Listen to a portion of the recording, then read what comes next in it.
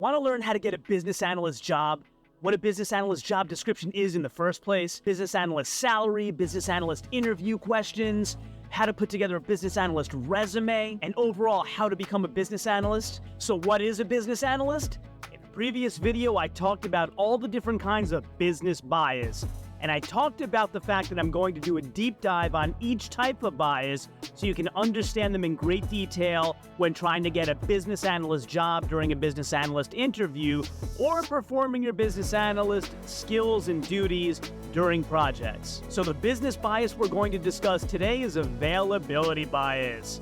So availability bias is also known as the availability heuristic, and it's a cognitive bias that occurs when we rely on information that's easily accessible or readily available to us in our memory to make judgments or decisions. So you might be asking, John, you said cognitive bias. What's a cognitive bias? So let's take a moment to define that as well. So cognitive bias refers to systematic patterns of deviation from rational or logical thinking. These can affect our judgment, decision-making, and perception of reality. These biases often result from mental shortcuts that we might take, or inherent limitations in cognitive processes for people. There are different levels of intelligence, and some folks just have different levels of cognitive processes. So that's what a cognitive bias refers to. So building upon this opening statement, availability bias relies on the idea that the more easily we can recall or remember examples of something, the more likely we believe it to be true or relevant. This seems to work against me a lot, not necessarily at work, but in personal life. Whenever I'm trying to defend myself against a certain behavior and why I thought it was a good decision, I always struggle to think of examples of negative times in my life. And you may find this happening in business as well. If this has happened to you in the workplace, shoot me a comment below and let's discuss that a bit further, because I think it would be really interesting to talk about how you can easily come up with examples of positive experiences, but not so easily recall examples of negative experiences that you are maybe trying to move past. That being said, availability bias has 9 key aspects to it for a business analyst.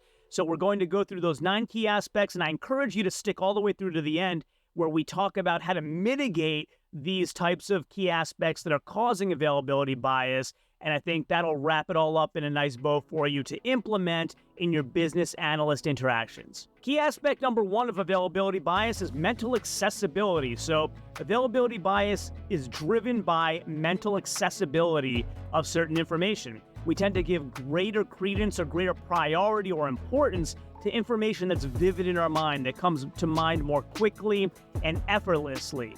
So this can be influenced by recent events that we've just gone through, either at work or personally, or the intermingling of the two. Vivid experiences like riding a roller coaster or something like that. Personal anecdotes like the dog flying through the window story I've told in previous videos, or information that's frequently discussed or widely shared. So at my job, we frequently discuss allocation of resources to projects. And when we have those discussions, we talk about it in terms of who has the most time available to do the work, not necessarily who would most benefit in learning this skill. So that might be a type of availability bias. The people are literally available, but is that the best decision to be made, or is it a biased decision because it's the easiest decision to make? Aspect number 2 with availability bias is overestimating frequency or probability. So availability bias can lead us to overestimating the frequency or the probability of certain events based on how easily we can recall similar instances. Now, one has nothing to do with the other. This is the idea of causation versus correlation. Recall and probability could be correlated, but one doesn't necessarily cause the other. If we can recall many examples of a particular event, we may assume it's more common or likely to occur, and we may assume this erroneously. So if you've stuck with me this far through the video, I hope you're getting some great value and want to be notified every time I drop the next piece of training in this series. Go ahead and subscribe to How to Be a Business Analyst below and click that bell button for all notifications. Once you've done that, drop me a comment in the comments below letting me know that you subscribed, and I'll go ahead and try to answer all of those comments personally. Key aspect number 3 to availability bias, and this is a biggie today, and that's media influence and even social media influence these days. The media plays a significant role in shaping availability bias. News stories that are frequently covered or sensationalized, or things that come up a lot in social media platforms, can create an impression that certain events are more prevalent or significant than they truly are. This can distort our perception of reality and lead to biased judgments when we're trying to work with our customers in business analysis interactions. I've had customers in the past talk about the importance, since they're big, well-known customers, the importance of being perceived well in the media. And so media influence is a real thing, especially with large, well-known customers that you may be dealing with, and you definitely want to take into account how your actions could positively or negatively affect the media influence on that customer and work with them on the strategies that will have the most positive outcomes for them.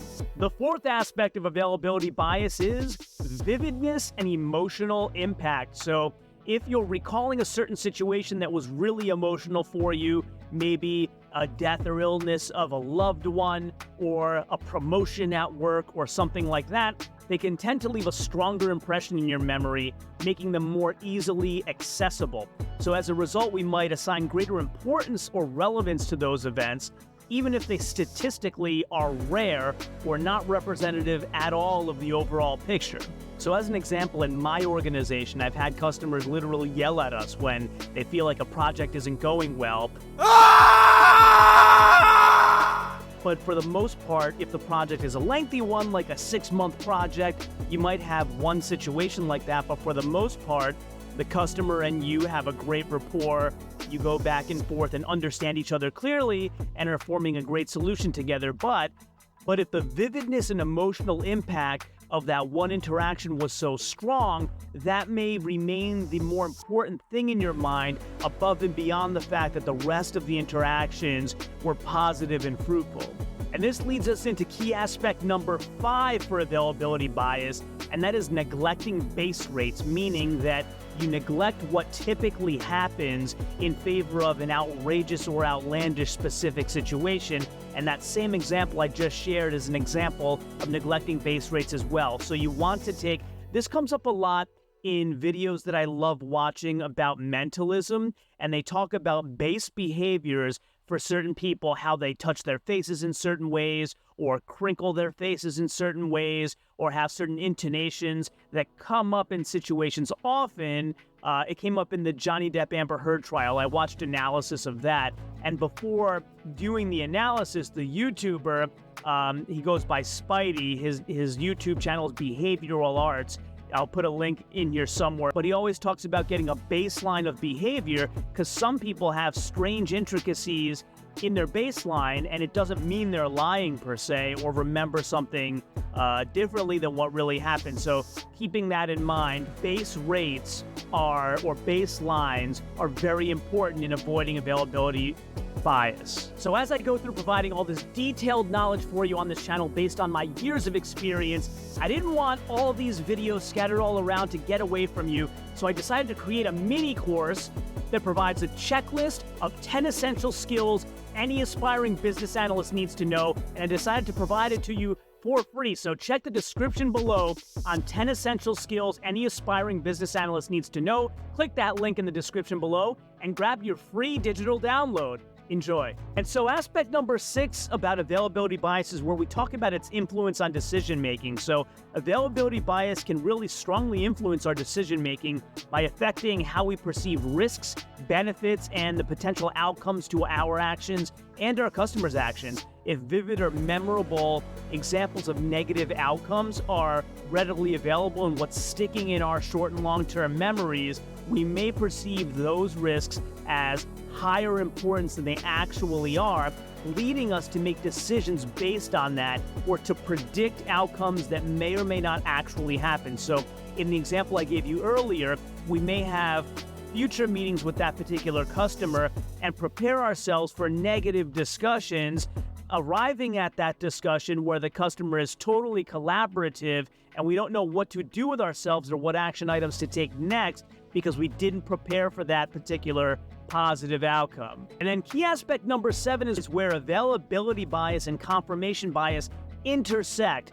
The readily available nature of certain data can lead us to seeking out or giving greater weight to information that supports our initial impressions or beliefs, so thus confirming our initial beliefs with confirmation bias. Things that we expect to happen are what we believe will happen despite what the evidence around us might be telling us, and it's easy to succumb to confirmation bias when that data is readily available. I know I tell this story over and over again, but on the Mentor Pilot channel, he talks about the lighting being on the taxiway instead of the landing runway.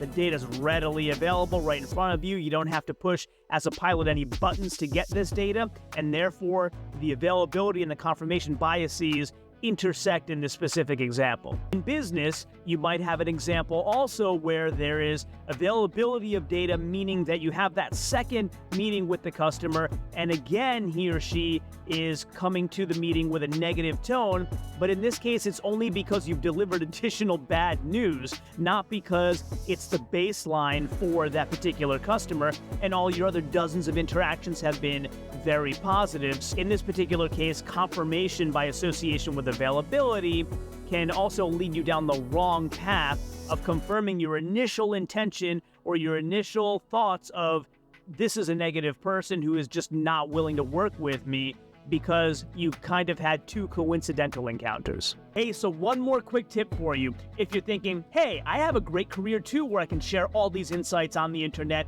how do I do that? I have a couple great links for you in the description below. One is Make Money Matt, who teaches how to monetize your skills and abilities online better than almost anybody I've found. And the second one is Teachable, a platform where you can create your very own online courses. Check the links out in the description below. So how do we mitigate availability bias? That's aspect number 8 that we're going to talk about today as business analysts. We want to recognize and mitigate availability bias as quickly as possible. It's vital for making more rational and objective decisions, which is a crucial part of being a business analyst. We don't want to bring emotion into our interactions with our customers. We want to take the objective data available to us and make decisions and take actions based on that objective data. So strategies to counter availability bias would include actively seeking diverse information that differs from your initial thoughts to see if there's any contradictory information that may make more sense in your situation. You want to consider the base rates, as we talked about before, statistical probabilities of things rather than irrational probabilities that may be popping up in your mind, and then analyzing the quality and reliability of your data and your sources of information to challenge your own assumptions and initial impressions. And then key aspect number 9 about availability bias that we need to keep in mind as business analysts when you want to do well at your business analyst job is the impact of availability bias in various contexts. So it can affect various aspects of life, including personal decisions, financial choices, medical judgments, societal perceptions. It can even shape our public opinion of things, influence policy decisions, and impact individual well-being if it's not carefully considered. We want to be really aware of availability bias, both in the workplace and personally, and in society at large, just to actively seek a broader range of information. We can use this, in fact, to reduce the impact of this bias and make more informed judgments and decisions. If you have any great stories about availability bias striking down on you in the workplace, please let me know in the comments below. I'd love to hear about whether you have similar stories about angry customers or you being angry at a customer or any mixture of that. Let me know in the comments below. Today's topic was all about understanding and mitigating availability bias as a business analyst. I hope you learned a lot from this video, and we'll catch you next time.